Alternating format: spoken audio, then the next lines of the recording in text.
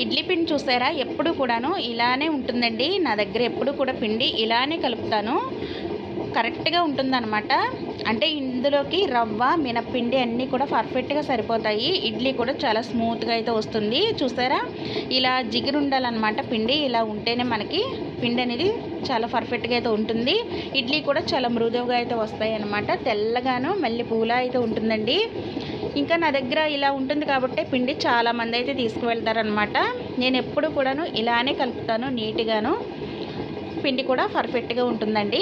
ఎప్పుడు కూడా మనం చేసే పని నీట్నెస్గా చేస్తే ఏదైనా సరే చాలా బాగుంటుంది.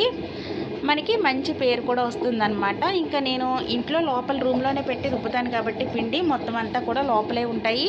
ఇంకా దీనిపైన రవ్వ కలుపుకునేటప్పుడల్లా నేను పైన క్లాత్ వేసేసి మూత పెట్టేస్తాను అనమాట. ఇంక ఇప్పుడైతే ప్యాకింగ్ చేస్తున్నాను కాబట్టి ఇంక అవి తీసేసుకొని ప్యాకింగ్కి అయితే రెడీ చేసేసుకున్నానండి. మన ఛానల్ లైక్ చేసి సబ్స్క్రైబ్ చేయండి ఫ్రెండ్స్. బాయ్ అండి.